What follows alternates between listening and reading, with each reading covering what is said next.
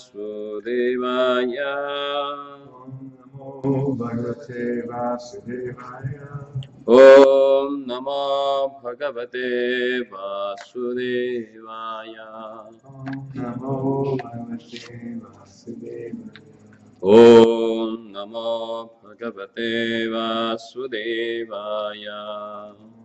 Namo Bhagavate Vasudevaya. Narayanam Namaskrityam Naram Chaiva Narottamam Devim Saraswatim Vyasam Tato Jayamudiraye Ashtabraya Shvabhadresho Nityam Bhagavata Sevaya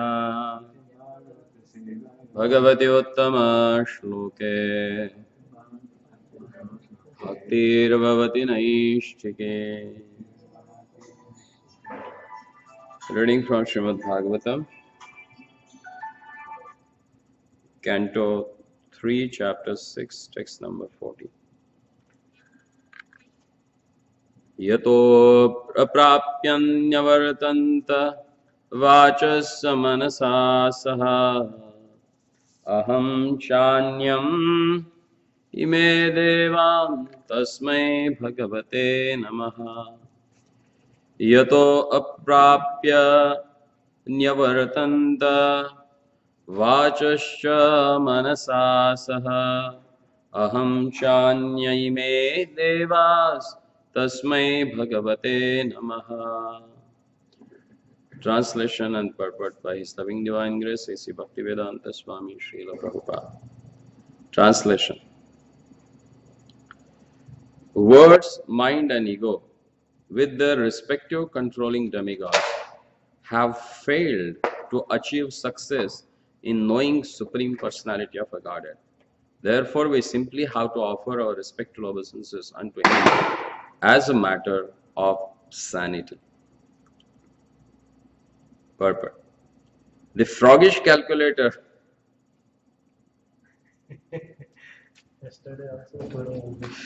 for last 3 consecutive shlokas, Prabhupada is using this word froggish.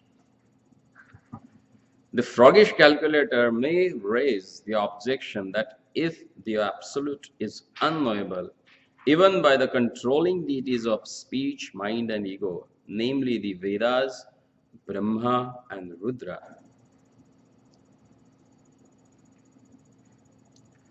all the demigods headed by Båhaspati, then why should the devotees be so interested in this unknown object?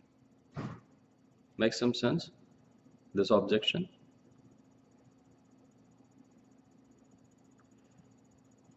Prabhupada gives answer for that. The answer is that the transcendental ecstasy enjoyed by the devotee in delineating the pastimes of the Lord is certainly unknown to non-devotees and mental speculators. Unless one relishes transcendental joy, naturally one will come back from his speculation and concocted conclusions because he will see them as neither factual nor enjoyable. The devotees can at least know that the absolute truth is the Supreme Personality of Godhead Vishnu, as the Vedic hymns confirmed. Om Tat Vishnu Paramam Padam Sada Pashyanti Surayah. Bhagavad Gita 15.15 also confirms this fact. Vedesha sarverahameva vidya. By culture of Vedic knowledge, one must know Lord Krishna and should not falsely speculate on the word aham or I. The only method of understanding supreme truth is devotional service, as stated in Bhagavad Gita 18.55. Bhaktya mam abhijanati yavan yachasmi tattvataha. Bhagavad Gita 18.55. Bhaktya mam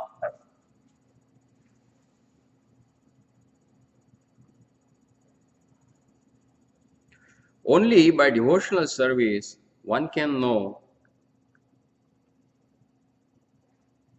that the ultimate truth is personality of a Godhead, and that Brahman and Paramatma are only his partial features. This is confirmed in this verse by the great sage Maitreya.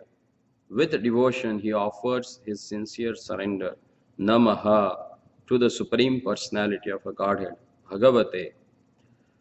One has to follow in the footsteps of a great sages and devotees like a Maitreya and Vidura, Maharaj Parikshit and Shukadeva Goswami, and engage in the transcendental devotional service of the Lord if one would know his ultimate feature, which is about Brahma and Paramatma. Thus ends the Bhaktivedanta Purport on the third canto, sixth chapter, the Srimad Bhagavatam, entitled Creation of the Universal Form.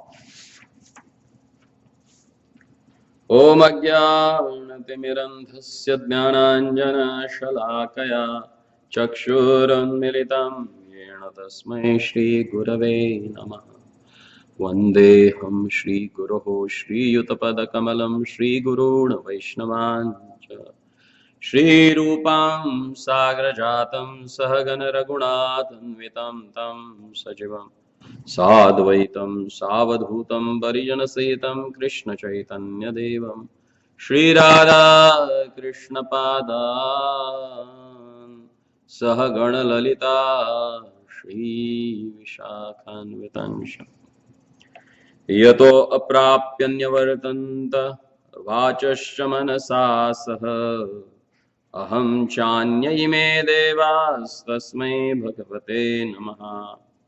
Words, mind and ego, with their respective controlling demigods, have failed to achieve success in knowing the Supreme Personality of the Godhead. Therefore, we simply have to offer our respectful obeisances unto him as matter of sanity.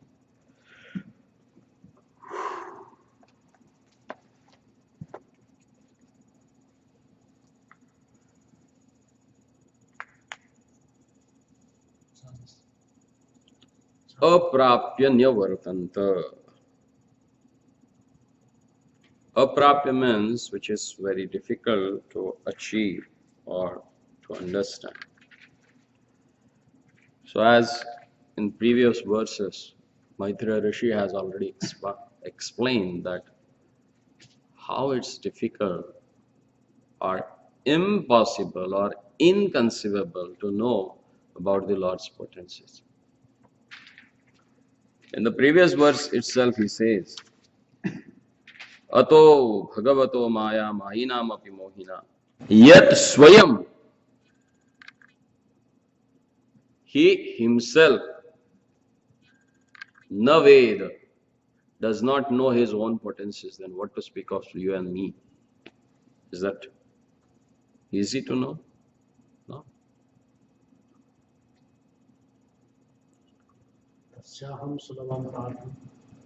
For whom? Not us. We are not devotee. Maybe for namesake we are devotee, but we are not. As yesterday we discussed that if someone says that I know the Lord, he's the biggest rascal in this material world. Because Lord, he himself says, I don't know myself. Then how you can do that? And how it is possible to know about him? Bhaktyatu ananya shakya. So then what is this bhakti?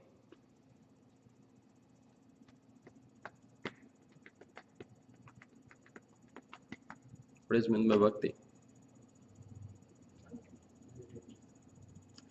Prabhupada always says bhakti means unalloyed devotion.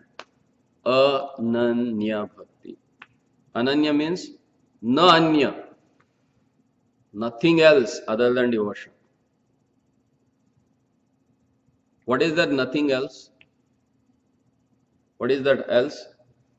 Anything which create obstacle in rendering devotional service to the Lord is else. In one of the purports of Chaitanya Charitamrita, His Divine Grace Bhakti Siddhanta Saraswati Thakur Goswami, he writes down that Nirantar Koribe Kirtana, Nirantar Koribe Kirtana means what? One should perform his bhajan or chanting the holy name of the Lord Nira Antar. Nira means not, Antara means distance or things that can create obstacle in your bhajan. Then Bhaktisiddhanta Saraswati Thakur explains what is mean by Antar. What is that Antar? Then he says Antara means desire to enjoy separate from Krishna. Then hearing about self-glorification or glorifying someone else other than their lordship, that will also create antara in Lord and you. That will create a distance in between you and the Lord. Then too much of studies, too much of followers, too much of riches, all this creates antara, distance between you and Lord, distance between you and your sadhana. So one has to chant, one has to render his service nirantar. It's like a constantly, like the flow of Ganges. Once she starts, she never stops, she keeps moving. So same way, once you start devotional service, then you should continuously render that without any stoppage. And if you perform such a kind of a devotion, then by that devotion it is possible to know the Lord.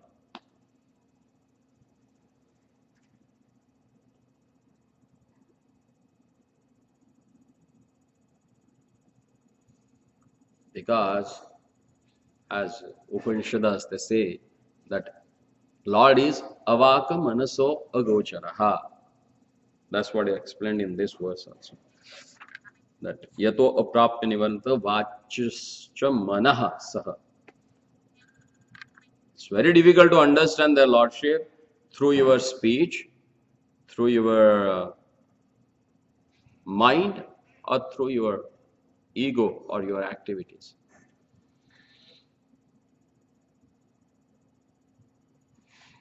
And even the predominating deities of them also, they are not able to understand the Lord. And that's why it's better to offer him obeisances and beg for his mercy. Because he becomes merciful. Tesham eva anukampartham. By his anukampa, he enlightens that knowledge in our heart through which we can understand their lordship. Tesham eva anukampartham aham jnanam ajam tamaha nashayami atma bhavasto jnanadipena vasvata. He enlightens that light of, or the lamp of knowledge in your heart through which one can understand the Supreme Personality of Godhead. Otherwise, it's not there. Shrutis, that's why they say, not neti, neti, neti, not this, not this, not this. Anything that you can pursue through your material senses is imperfect. And you wanted to see the personality who is perfect. How is it possible? By this senses you can see him. Does it? Even if you use logic also, this is not correct. Because each and everything needs some pre-qualification to obtain something. And here, you wanted to have audience of whom?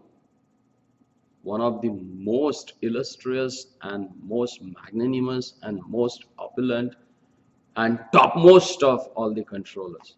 And you wanted to, hey, I want to see that God. Who are you?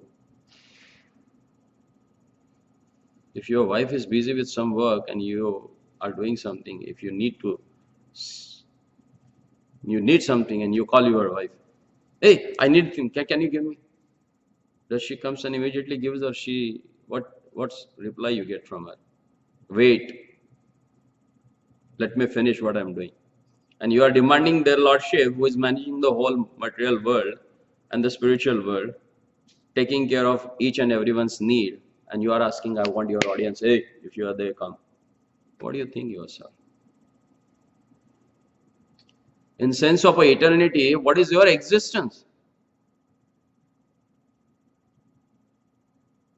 Scripture says your existence is like a bubble in the ocean. How long that bubble lasts in the ocean? It comes along with the waves, and before waves ends, that bubble has gone. That's what our existence in the whole material creation. And still, how big ego we have, we want to challenge their lordship. Can you imagine? And we think that we are sane people. We are intelligent. Our existence is like a dot on the blackboard. That is black dot on the blackboard. Is that visible? And we wanted to create our own identity by going against the will of Lord. So it's very tough to understand their lordship and to know about their lordship.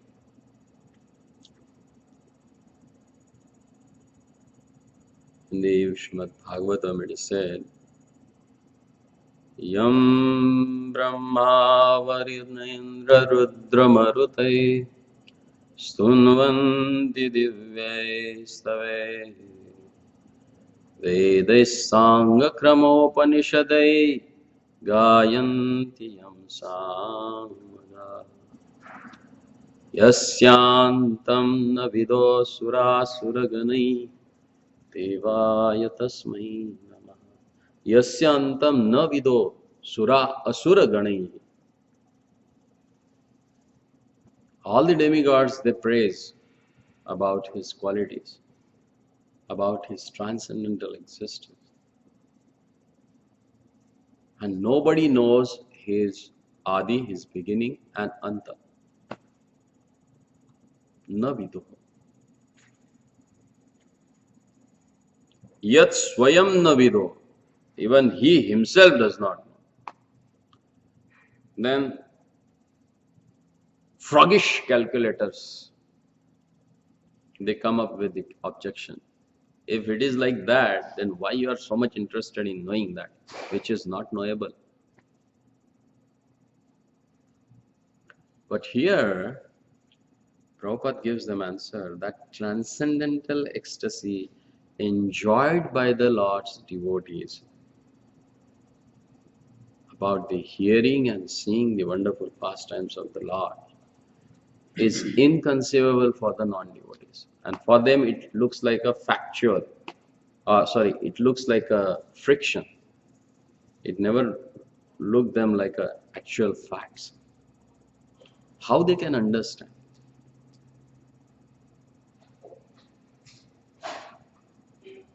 Even Lord sometimes explains that it's not by He only make you understood, but His devotees can do that better way.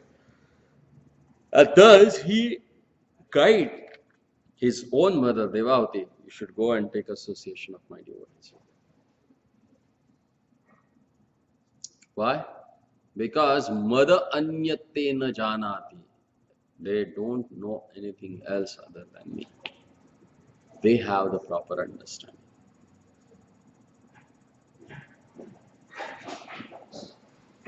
Naham tebhyo managapi. And because of that, he says, I also don't know any other thing than them.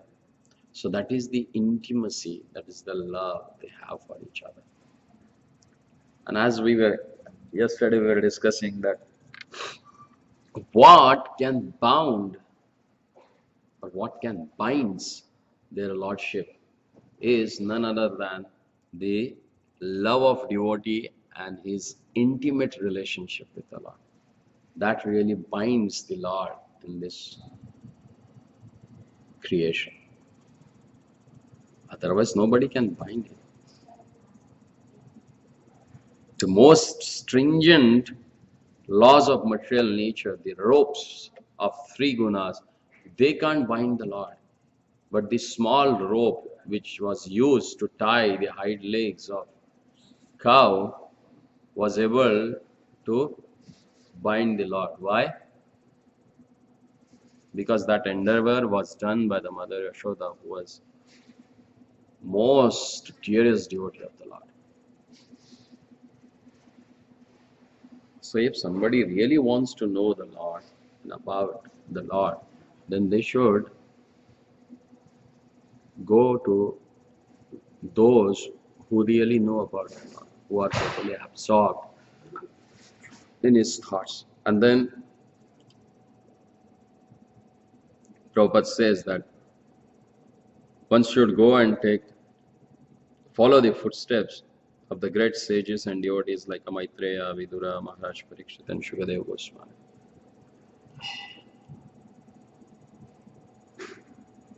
There is one shloka in 6th canto where Yamaraj himself says, it's not that easy to know about the matter which is concerned with the Lord. Then how to know that?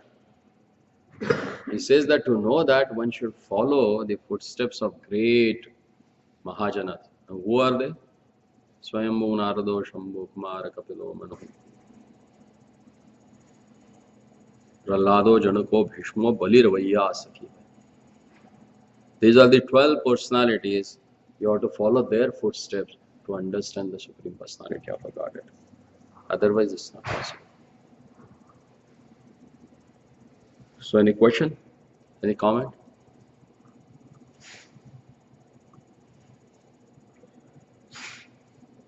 It's wisdom. It's wisdom. See, this whole chapter, creation of universal form, or Virata Rupa, or Vishwarupa, or Virata Rupa. Maitreya Rishi, he starts from the creation of material elements and he ends up with the Lord's inconceivable potential. Sometimes we think that why Srimad Bhagavatam deals with all these material things? Why it is giving so much of narration about these deities, that deities, they are controlling this, they are controlling that. Huh? These are the 24 material elements which constitutes the Mahat Tattva. Why all these details are there? Because to know the inconceivable potency of the Lord, you should know this. If you are not able to understand the material things, then how you can understand the most transcendental thing? To bring you up to that level where you can understand that, to know about the Lord through these material senses is inconceivable. Because this material senses and material elements has its own restriction, limitations. And through this limitation, you can't understand the unlimited Lord.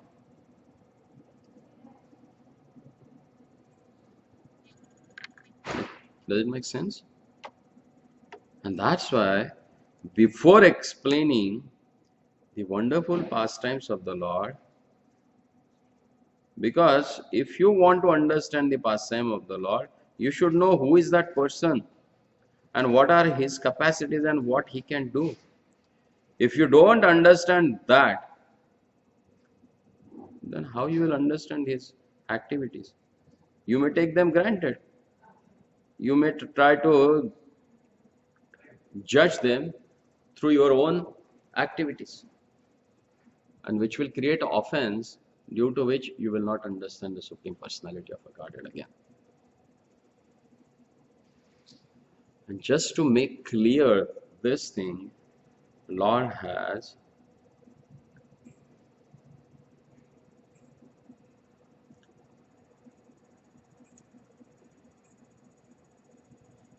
explained his inconceivability through his own devotees. And every time, like here Maitreya Rishi came and he explained to Vidura.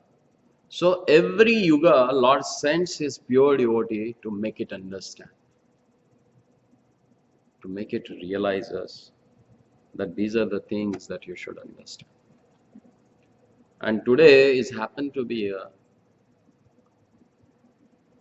appearance day of Nimbarka Acharya. Who? Nimbarka Acharya. Have you heard anything about him? I am remembering. Oh, wrong question to the wrong person. Okay. We have four sampradayas, which are called as authentic, authorized sampradayas, through which you can attain the Supreme Personality of Godhead. Brahma Sampradaya, which is known as a Brahma, Madhva, Gaudiya Sampradaya. Shri Sampradaya, which is very prominent in South India. Then there is a Kumara Sampradaya. In the age of Akali, it is known as a Nimbarka Sampradaya. And the last one is Rudra Sampradaya, which is known as nowadays as Pushti Marga or Vallabha Sampradaya. As per the Padma Puran, if anyone wants to attain the love of Godhead, or especially wants to get rid of this material world and go back to Vaikuntha, then they should take shelter or they should take mantra from one of these four sampradayas. Nimbarka Acharya is the leader of Nimbarka Sampradaya. As per the Navadvipa Dhama Mahatmya, where Bhakti Vinod Thakur writes down how he met Lord Gauranga. Once when Nimbarka Acharya was performing his tapasya in Navadvip, Lord Gauranga appeared in front of him. And he told him that in future I'm going to appear and I will take two things from your sampradaya and will create a new sampradaya which will be known as a Gaudiya Sampradaya. So Gaudiya Sampradaya has 8 prominent principles. Among them 2 principles like considering the position of Srimati Radharani is topmost among the devotees. And second thing, the gopis' love for Krishna is most adorable and topmost among any other love. So these 2 things that Mahaprabhu has taken it from Nimbarka Sampradaya. Nimbarka Sampradaya, they give more preference to Srimati Radharani. Shri Radha Sarveshwari Jayate, that is their logo. As per the Sampradaya, if someone really wants to love their Lordship, the topmost love is the love of Shri Radhika for Krishna. And how one should reciprocate with the Lord? Like a Vrajavadus, like the Gopikas. They reciprocated with the Lord. Basically, Nimbarka Acharya from South India, from Andhra Pradesh. But he came to Nimgaon in Vrindavan, Braja. And there he performed severe austerities. So one day one Vaishnava came to his place for prasada. And that Vaishnava had a rule that he will eat only at daylight, not in the night time. And as that person, that great Vaishnava has came to Nimbarka Acharya's ashram, he thought that I should not leave him without giving him prasada. And there was a time that sun was setting. So what happened? Nimbarka Acharya, he just went on the tree and he stood there.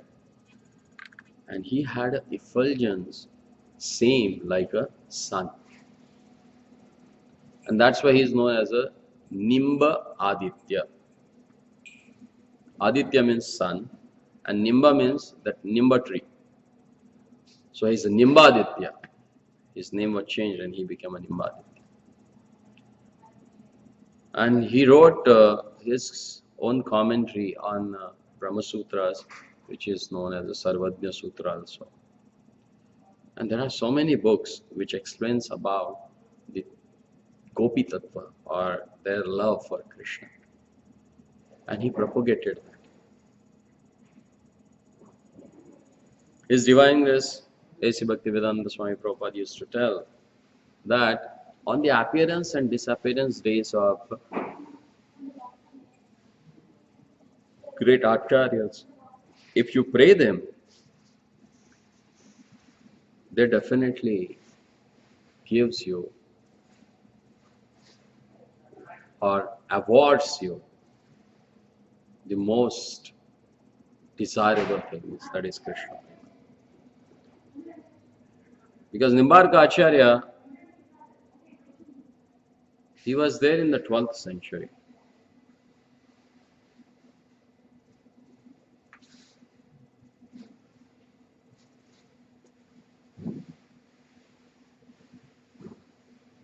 And he was a great scholar of Vedas actually. He defeated several thousands atheists, then Mayavadis, and even Jains also. And he put forward the devotional doctrines. So let's pray at his lotus feet that whatever most adorable thing that he has presented to us, that can bless us so that we can take shelter of their lordship and start loving him by rendering anukula, favorable services to the Lord. Hare Krishna. Shri Nimbarkacharya आविर्भाव तिथि महामहोत्सव की जय. Today is again Sri Krishna Rasayatra, Rasayatra, and Tulasi Shaligram Vivaha. But we are going to do it on Sunday. So we'll perform the ceremony on Sunday so that everybody can take part in that, especially the congregation. They should know what exactly it means. Right.